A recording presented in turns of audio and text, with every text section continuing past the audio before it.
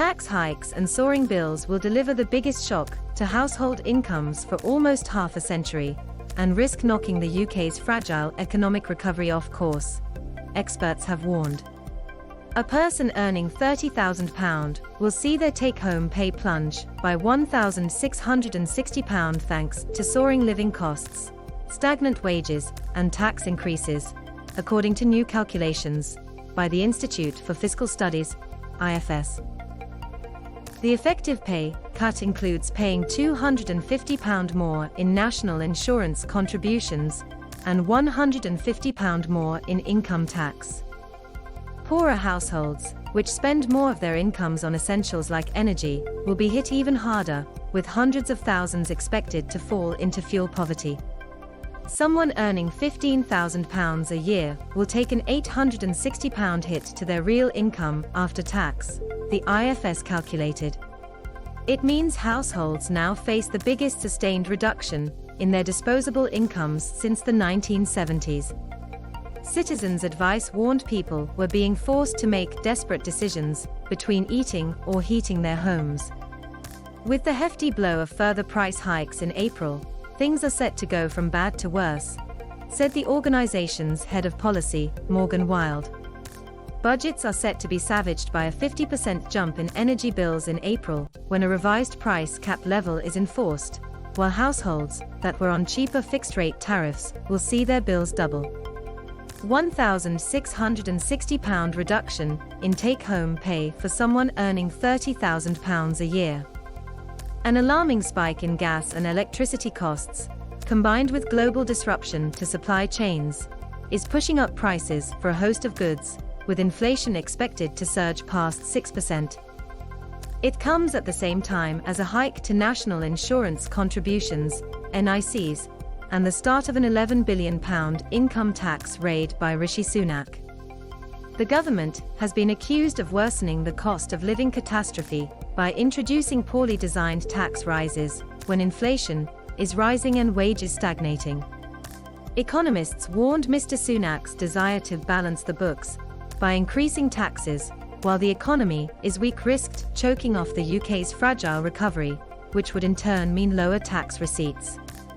There is a real risk that poorly designed tax rises combined with lower economic growth will prove a dangerous combination for both household budgets and the nation's finances, said George Dibb, head of the IPPR's Centre for Economic Justice.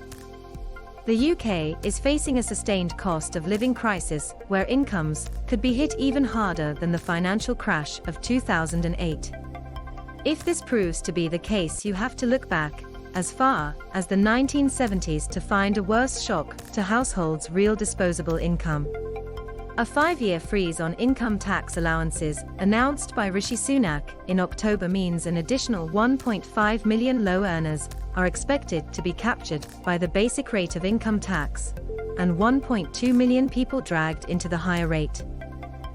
Higher inflation means people will pay £4 billion more income tax by 2026 than the Treasury had forecast, according to new analysis by the IFS. Tax rises will reduce household incomes and consumer demand, dragging down economic growth, said IFS Deputy Director Carl Emerson. The fact that inflation is much higher than was expected last March also means that the freeze in income tax allowances will bite harder. 1.2 million more low earners will pay income tax from this year. Living standards are being further eroded by runaway house price inflation, fueled partly by a cut in stamp duty last year. Despite a lackluster economy, UK average house prices soared 9.8% in 2021, making homeownership less affordable for those not yet on the ladder. The dire set of data means less money for households to spend, less income for businesses recovering from the pandemic, and potentially lower tax receipts for the government. The Chancellor is facing growing pressure from Tory backbenchers and campaigners to U-turn on his planned tax rises, but he has so far stood firm, insisting they are the only responsible way to pay for health and social care. Households were already approaching the current crisis in a financially vulnerable position due to 13 years without a real increase in average earnings, said Frank van Lerven of the New Economics Foundation. According to the NEF, some 21.4 million people are living below a socially acceptable living standard.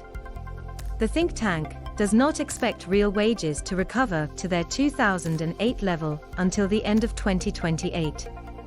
2028, the year when average real earnings are forecast to recover to the peak reached in 2008.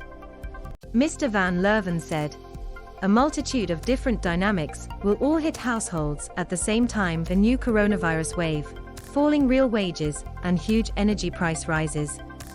Alongside that, we still haven't recovered from the previous crisis, and we are still coming to grips with the consequences of exiting the European Union."